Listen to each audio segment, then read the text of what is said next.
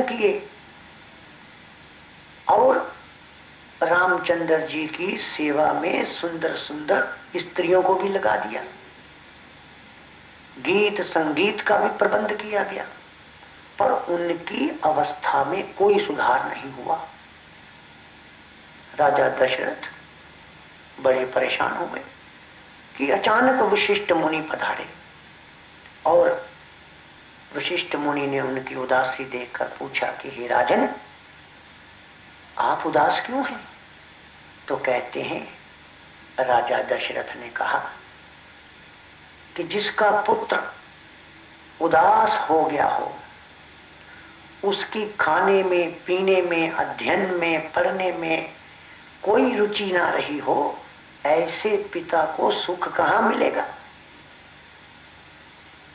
तो कहते हैं, राजा दशरथ ने वशिष्ठ मुनि को बताया कि पता नहीं रामचंद्र जी को क्या हो गया है।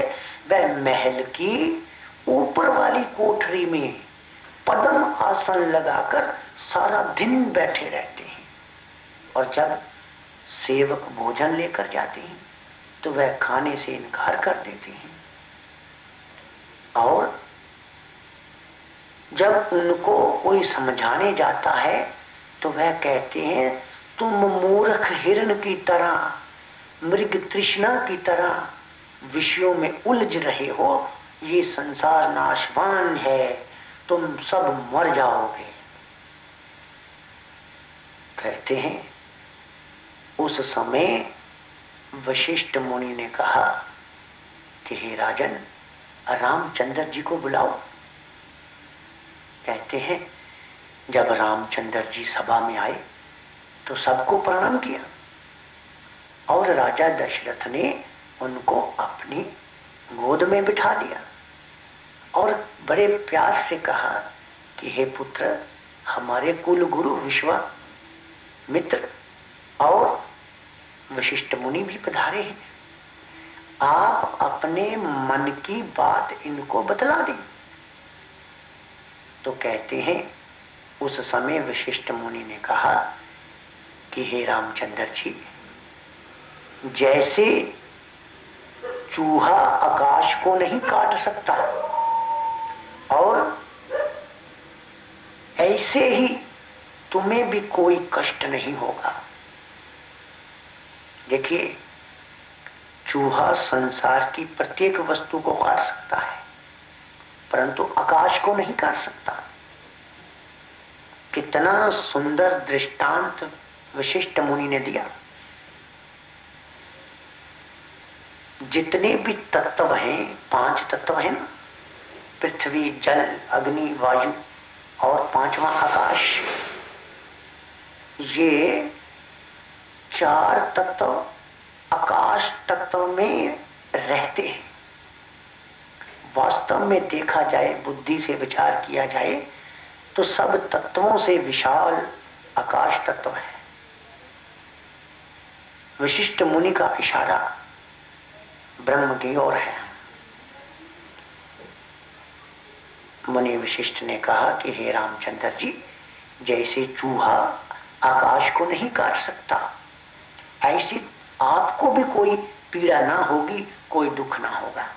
आप अपने मन की सारी अवस्था हमें बता दें। तो कहते हैं रामचंद्र जी ने कहा कि हे मुनिवर, इस संसार के सभी पदार्थ नाशवान हैं और जीव मूर्ख हिरण की तरह इनके पीछे भाग रहा है। हे गुरुजी, भोग रूपी चोर,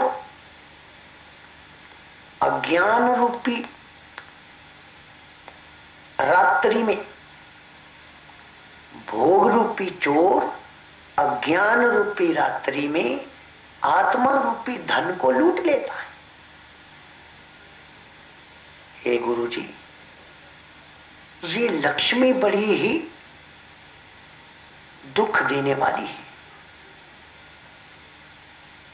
लोग लक्ष्मी के पीछे भागते हैं परंतु ये लक्ष्मी सभी गुणों को नाश कर देती है। जब लक्ष्मी नहीं होती तो जीव रोता है इसे प्राप्त करने के लिए उल्टे सीधे ढंग अपनाता है, और जब लक्ष्मी आ जाती है तो अहंकार उत्पन्न करती है। जैसे दीपक जब तक जलता है तब तक रोशनी देता है, और बुझने पर अंधेरा छोड़ जाता है, ऐसे ही लक्ष्मी के चले जाने पर तृष्णा रूपी अंधेरा जीव के चारों ओर छा जाता है, और जीव तृष्णा में जलकर, तृष्णा में पड़कर जन्म मरण के चक्कर में पड़ा रहता है। और हे गुरुजी, तृष्णा रूपी सांप के विष को बढ़ाने के लिए, तृष्णा रूपी सांप के विष को बढ़ाने के लिए लक्ष्मी रूपी दूध का सेवन प्रत्येक प्राणी कर रहा है।